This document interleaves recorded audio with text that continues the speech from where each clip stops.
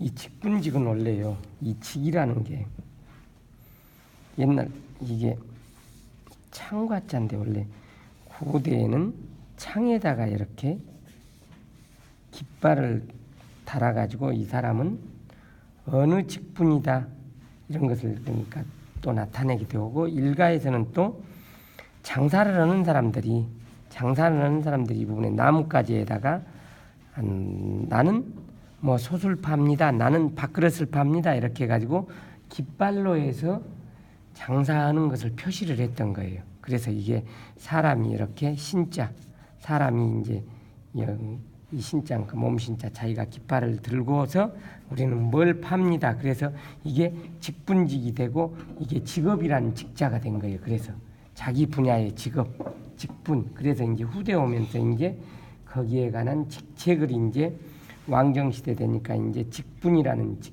직책으로 된 거죠, 이게. 그래서 한자나 우리 한글은 구성 원리가 블록형의 글씨예요. 한글은 자음과 모음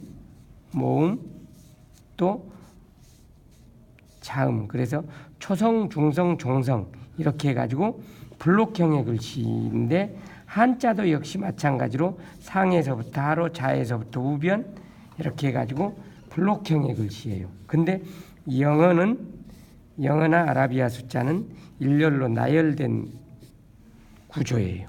그렇기 때문에 이렇게 좌우관계나 상하관계 별로 신경 안 써도 돼요. 그래서 어렸을 때 영어를 배운 영어 스페링을 먼저 써가지고 어린애들이 유치원 가기 전에 배운 애들이 다 글씨를 잘 못 써요. 예, 일렬로 나열로 쓰는 버릇을 해서 상하 좌우 관계를 못 맞추는 거예요. 그래서 한글 글씨가 막 엉망이에요, 요즘 애들이. 그런데 이제 한자에서도 이렇게 한자의 부수가 3개로 이루어지는 게 있어요. 이렇게 여기 창과하고 소리음자하고 몸신자하고. 그래서 이럴 경우에는 비중이 거의 비슷한 글씨는 좌중우 상등법이라 해가지고 서로 넓이라든가 이런 것을 거의 비슷하게 해주기는 하지만은 그 다음에 글씨의 강약이라든가 굵기 조절 이런 것 같은 것을 해서 거의 비등하게 해준다. 그래서 좌중우 상등법이라고 하는 거예요.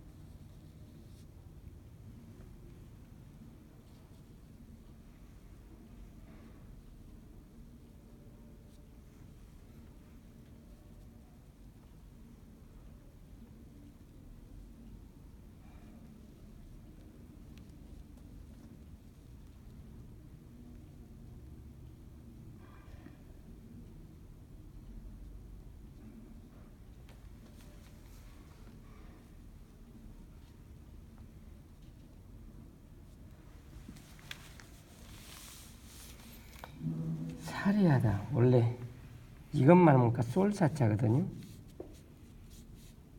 옛날 고대에는 화살을 쏠 때나든가 이럴 때 상당히 예의를 중시했어요. 그래서 6예 중에 하나가 사에 들어가거든요. 활쏘기, 말타기, 글씨 쓰기 또 이제 여러 가지가 있는데 6예 중에 하나가 사예요. 그래서 활을 쏠 때 예의를 보이는 것을 사라고 하는 거예요. 근데 이제 이것도 자중우 상등법인데 이 부분에서는 말씀원자라든가 신자 같은 경우는 좀 획이 많기 때문에 어느 정도 써주면 비중이 되는데 이 부분에 그러니까 마디촌 같은 경우에는 획이 적기 때문에 여기 말씀원이나 몸신변보다는 더 굵게 해주면서 좌측에 있는 글씨들하고 보조를 맞춰주는 거예요. 그래서 여기 또 그리고 그러니까 말씀원변이 이렇게 있을 때는 오른쪽 부분을 이렇게 거의 맞춰주고 왼쪽은 서서히 밖으로 나가는 거예요. 이렇게.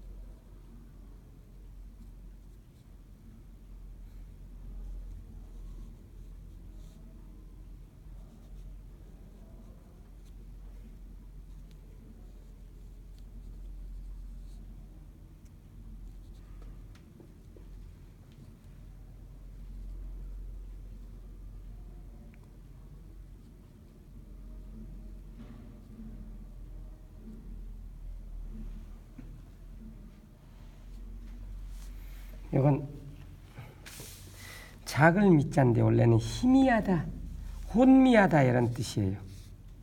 이렇게. 지금은 이렇게 뜨죠. 이렇게. 이게 원래로 하면은 고문자로 쓰면 여기에 이렇게 된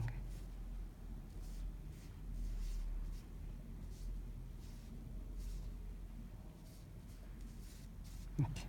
이렇게. 고대에는 자기 부모라든가 노인들이 치매나 노망을 하게 되면은 거의 이제 살아가지고 식량만 축내기 때문에 살아있는 사람들을 위해서 할 수 없이 고려장 같은 것을 하게 되죠. 그래가지고 사막 같은 데서는 고비 사막 같은 데서는 부모를 얻고 사막 멀리 가가지고 그 부모를 그러니까 버리고 오는 거예요. 그래가지고 버리고 왔는데 거기 그런 말에서 어떤 경우 어려운 경우를 넘는 것을 한 곱이 넘었다고 해서 고비 사막에서 한 곱이 넘었다라는 이런 말이 나오고 또 이제 희미하다, 혼미하다 할 때는 우리가 이게 희미할 미자로 쓰이지만 이게 정신이 혼미하다는 뜻이에요 원래. 그래서 이렇게 이제 치매가 와가지고 정신이 왔다 갔다 하면은 부모를 지게에다 지고 산속 깊은 데로 들어가는 거예요. 그래가지고 이게 걸을 발 산으로 계속 산으로 걸어 들어간다. 그래서 이게 회초리나 그러니까 몽둥이에요. 그러니까 나뭇가지를 하나 그걸 꺾어서 손으로 잡고 자기가 업고 간 부모가 조금 정신이 오락가락할 때 딱 그러니까 뒤통수를 쳐버리는 거예요. 그래가지고 혼절시켜가지고 그냥 편안하게 가시게. 그래가지고 기절시켜가지고 거기다가 산속에다 이제 버리고 오는 거예요. 그래서 이 미자가 참 슬픈 글자. 예, 슬픈 글자예요. 그래서 이게.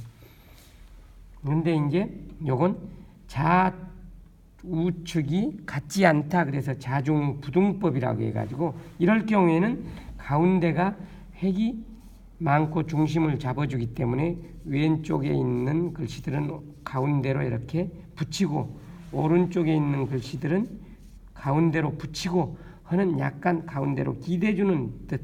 여기서 이쪽으로 밀어주고 버팅겨주고 이런 형식으로 여기 좌우변을 써주는 거예요.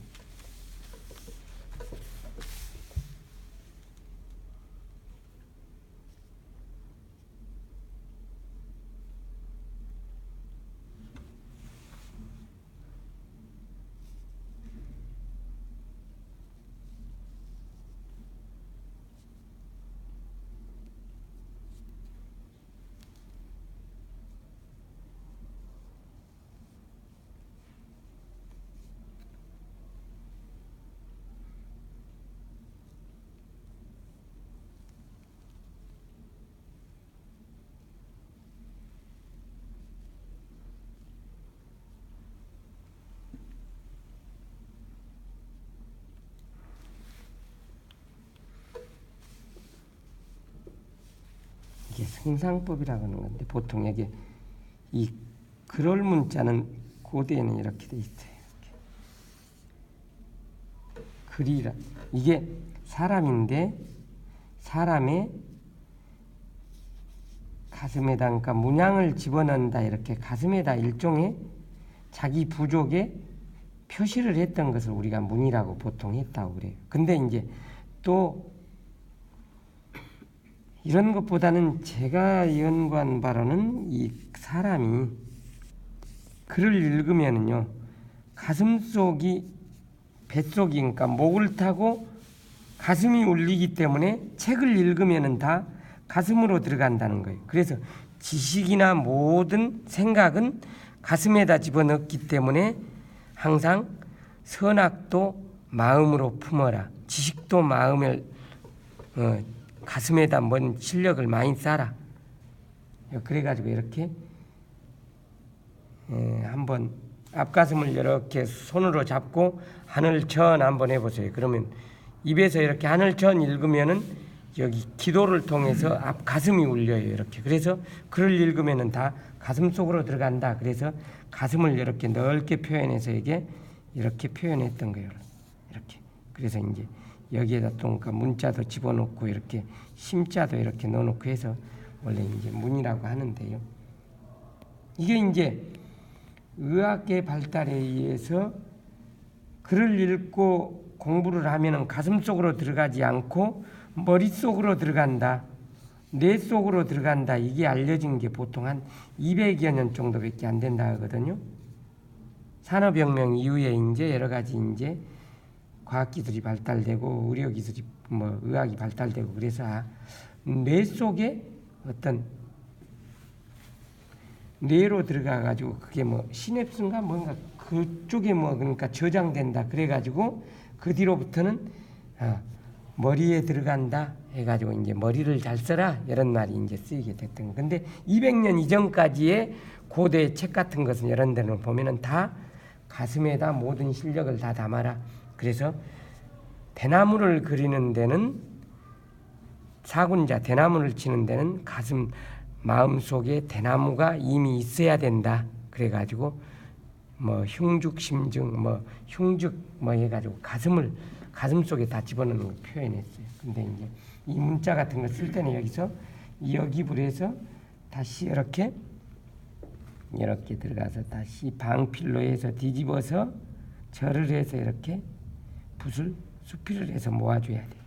이렇게 접쳐서 들어가는 경우도 있고 그리고 이 부분의 중심하고 여기 부분의 중심하고 이렇게 맞아줘야 돼요.